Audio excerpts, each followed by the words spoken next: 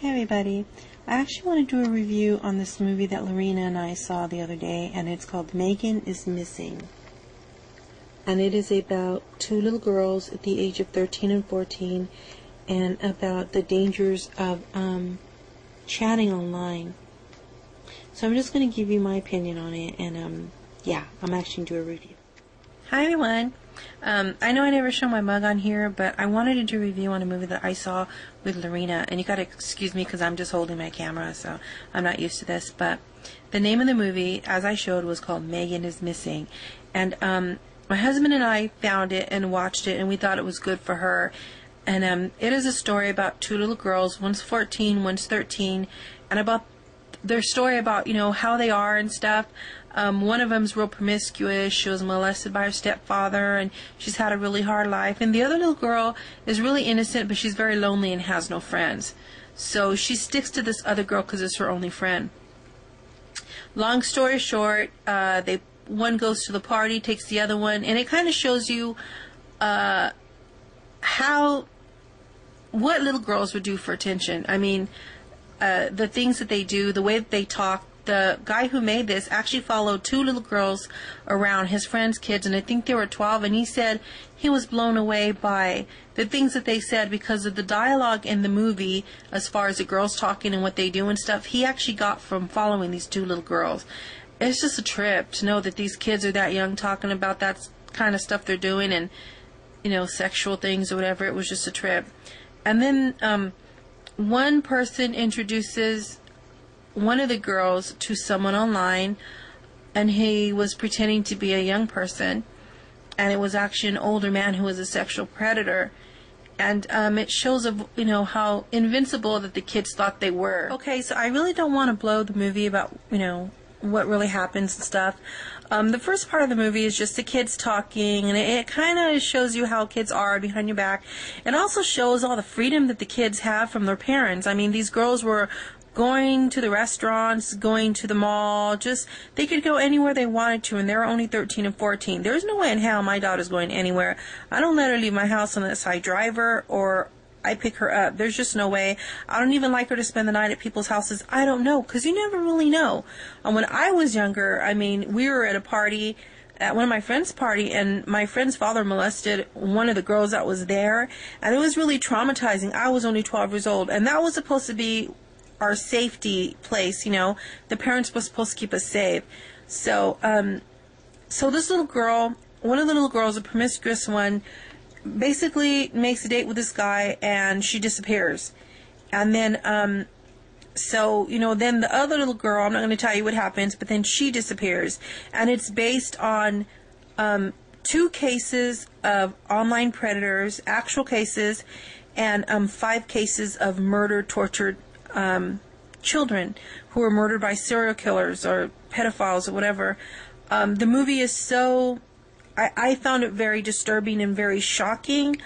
The last 22 minutes of the movie are just crazy. They have pictures of there that they redid based on actual pictures of a murdered child or a tortured child, and the very ending of it was just really bad. When I read about the movie, he said that he made this for a specific 9-year-old child, a little girl who they found, who died in a dark place, apparently. That's all I'm going to say. And who they found was clutching her teddy bear. And when Rena and I found that, we just started to cry because I just found it so disturbing. You know, she's just a baby. So I just wanted to review it and just say that I find it such an important movie because it opened up Lorena and I to be able to speak about it. She was just tripped out about the party. It did make her cry. She was very shocked for what she saw. It's not bloody graphic or anything like that, but it's very explicit. It doesn't show a lot, but, you know, there's rape scene, there's torture, and it shows about what happens. And the guy said what he wanted to do was he was tired of watching on the news all these children disappearing. And it's like, people were talking about it on the news, like, yeah, like 6 o'clock, we're going to talk to the murderer who murdered 6 kids or whatever. And they were becoming like reality shows. And it bothered him that the news only talked about it for like 5 seconds. Like, yeah, a child was missing. Yeah, this child was found dead, and no big deal. So he wanted to show children exactly what really happens, why your parents are afraid for you to get stolen, why is it so dangerous for someone to take you and for you not to just talk to strangers, what really happens. It was a really, really sad movie. And so I just wanted to say, just wanted to talk about it because, yeah, it was just a trip. Now, there was a little girl named Polly Clasp, I think was her name, whose father has a foundation for her, that she was murdered near where I lived a while ago, and they actually kidnapped her from inside her house, and the guy raped and tortured her and decapitated her, and I think she was only 12 years old. And her father actually has an organization, and he's trying to promote this movie.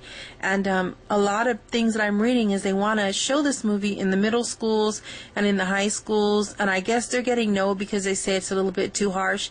Personally, I think it's perfect for kids because I think children don't realize the dangers of just talking to someone online. You can meet someone and think they're cool, and you could just see a whole bunch of pictures, but you never really Skype, or you really don't know who you're talking to.